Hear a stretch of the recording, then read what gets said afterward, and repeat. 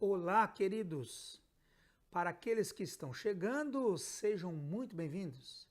E para você que já esteve por aqui, que bom estarmos juntos outra vez.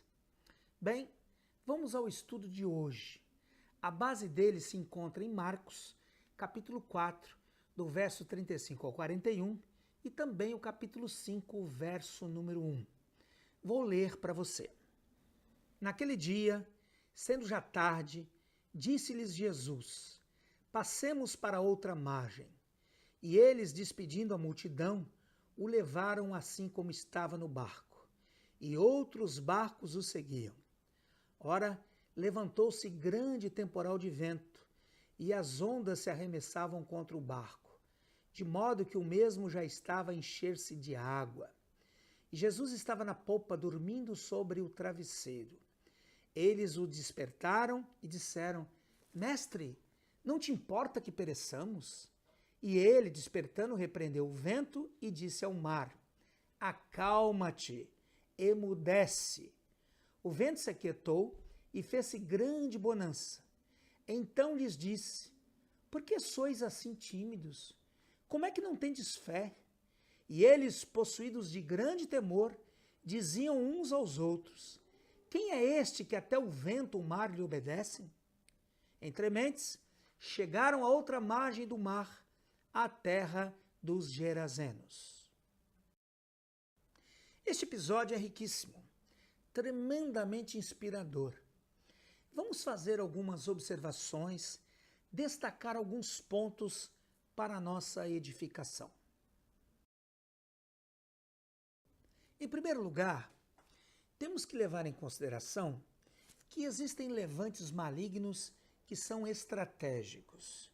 O mundo espiritual percebe o que Deus está prestes a fazer e se levanta na tentativa de impedir a realização do projeto.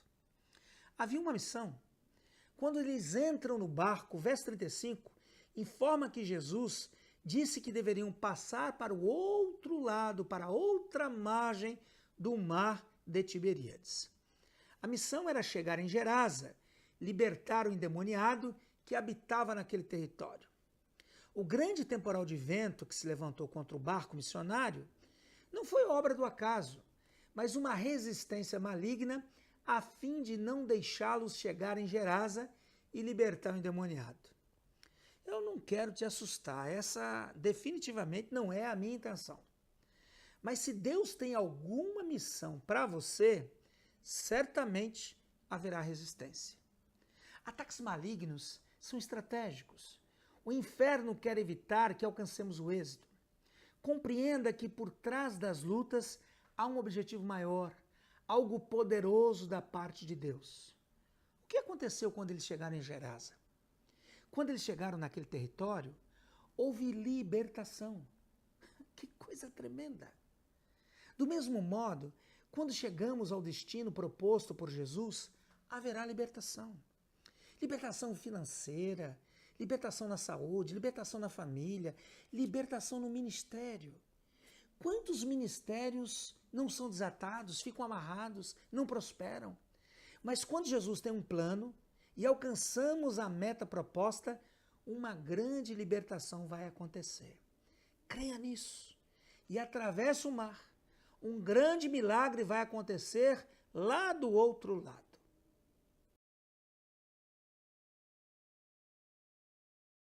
Em segundo lugar, está o equívoco de lutarmos contra as evidências sem enxergar a causa. O que vem a ser isso? Bem, em tempos de enfrentamentos espirituais, temos que fazer valer o discernimento. Caso contrário, corremos o risco de nos confundirmos e passarmos a lutar contra as pessoas. É nesse momento que muitos levam as coisas para o campo pessoal. Não que as pessoas envolvidas não tenham responsabilidade, mas o inimigo monta cenários, proporciona situações onde a confusão e o desentendimento tomam conta. Entenda isso. Quem quer virar o teu barco é o diabo. O vento é somente o instrumento que ele usa para tentar alcançar o seu propósito. Não vai adiantar você ficar lutando contra as pessoas, lutando contra o vento. Quantas pessoas ficam irritadas com seus chefes, aborrecidas com seus vizinhos, quando na verdade Satanás está usando pessoas para tentar nos atingir? Quantas famílias estão vivendo o caos, se dissolvendo, se desintegrando? Ninguém se entende, todos se machucam mutuamente. O inimigo vai ali colocando lenha na fogueira e destruindo aquela casa, produzindo feridas, machucando os corações, separando as pessoas. Quando os ventos começam a açoitar a nossa embarcação, devemos nos valer da autoridade do nome de Jesus e repreender o que se levantou contra nós. Não leve as coisas para o campo pessoal. Ore por aqueles que te perseguem. Busque uma visão mais profunda do que está acontecendo.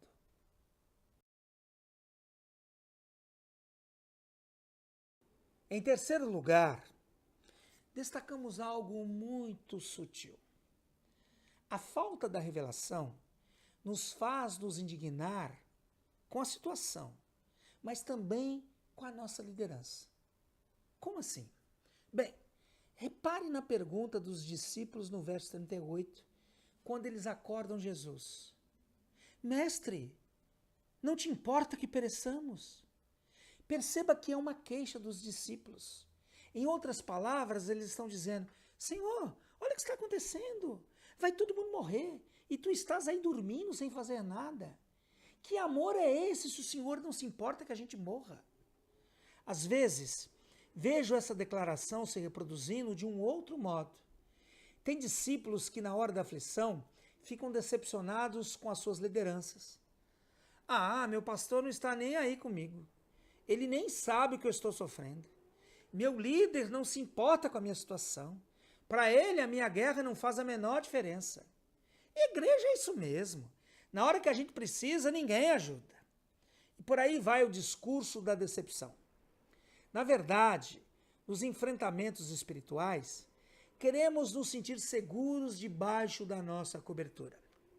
Queremos que a nossa liderança faça alguma coisa que demonstre amor por nós. Por isso, no meio da aflição, também corremos o risco de interpretar mal o comportamento dos nossos líderes e pensar que eles estão alheios à nossa guerra. Então, além de nos indignarmos com a situação, nos indignamos com os que nos lideram. Dessa forma, muitos ficam doentes da alma, se sentindo menosprezados. Tome cuidado com essa sutileza que também faz parte das adversidades. Em quarto lugar, este episódio vivido por Jesus e seus discípulos nos mostra que crer em Jesus e não agir é o mesmo que não crer. Se não, vejamos. No verso 40, Jesus pergunta, por que sois assim tímidos? Como é que não tendes fé? Além de dizer que eram tímidos, o mestre diz que eles não tinham fé. Mas como assim? Eles não acreditavam em Jesus? Claro que sim. Todavia, quando falamos que cremos, mas não agimos, não fazendo o que deve ser feito, de certo modo, estamos mostrando que não cremos.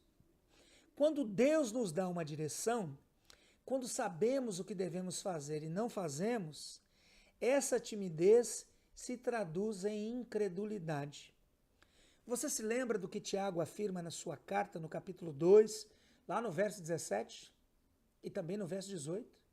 Tiago diz, assim também a fé, se não tiver obras, por si só está morta.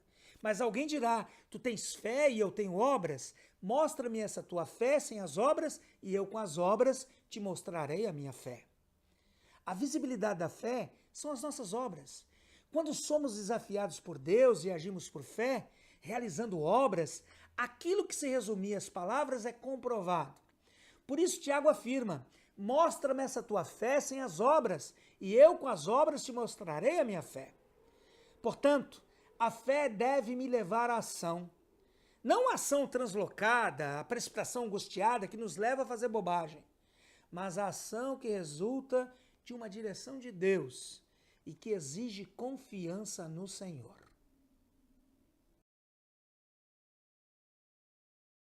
Em quinto lugar, o texto mostra que podemos crer que os outros podem fazer, mas eu não posso. O que podemos dizer sobre isso? Bem, já vimos que Jesus censurou seus discípulos pela timidez. Espiritualmente, eles foram inibidos pela situação. Não tiveram ousadia de agir com a autoridade espiritual.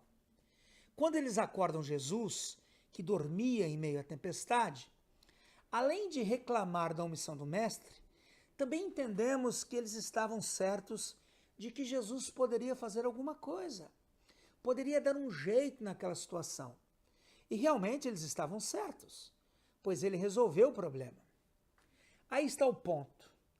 Eles criam que Jesus daria um jeito, mas não acreditavam que eles pudessem ser um instrumento divino para vencer a tempestade. Isso é muito comum. Muitos creem em Deus, estão convictos de que não existem impossíveis para ele. Muitos creem que a oração do seu pastor, do seu discipulador, pode muito em seus efeitos. Entretanto, não conseguem acreditar que Deus pode usá-los. Jesus quer que cresçamos na fé. Tem discípulos que a única coisa que sabem fazer na hora da luta é pegar o celular e ligar para a sua liderança. Nada de errado com isso, viu, gente?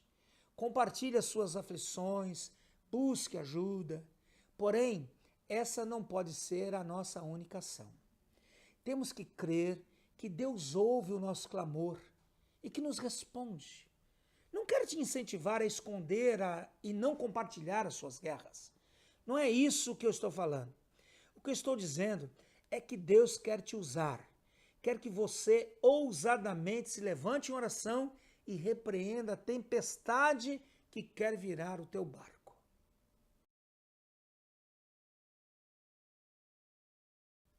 Em sexto lugar, muitos são socorridos quando reclamam, mas Jesus quer o nosso crescimento espiritual.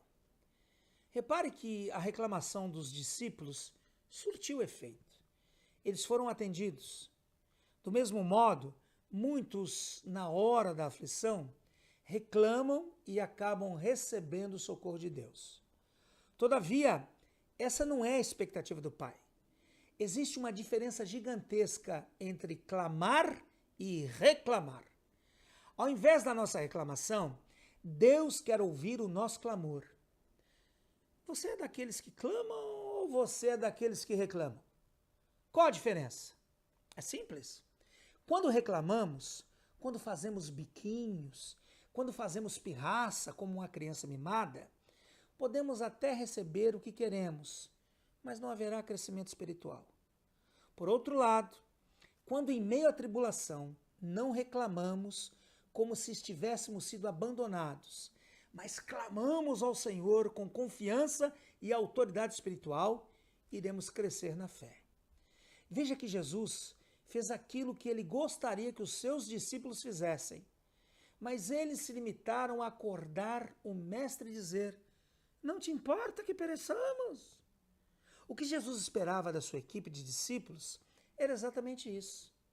Mestre, enquanto o Senhor dormia, levantou-se uma forte tempestade, mas nós, em teu nome, resolvemos a situação. Sendo assim, temos que ser socorridos como resultado do nosso clamor, não da nossa reclamação. Portanto, se você é do time dos que reclamam, te convido a passar para o time dos que clamam. Para concluirmos esse estudo, devemos nos lembrar que adversidades sempre são seguidas por um propósito. Situações desafiadoras são oportunidades espirituais de elevarmos nosso nível de fé. Quando temos uma postura correta, sem reclamar, certamente seremos ampliados. Lembre-se que vivemos pela fé e, além de protegê-la, devemos desenvolvê-la. Para finalizar, Hebreus 11:2 diz: pois pela fé os antigos obtiveram bom testemunho. Sendo assim, caminhe pela fé e alcance um bom testemunho, tanto diante de Deus como diante dos homens. Pense nisso. No amor de Jesus, Laerte Cardoso.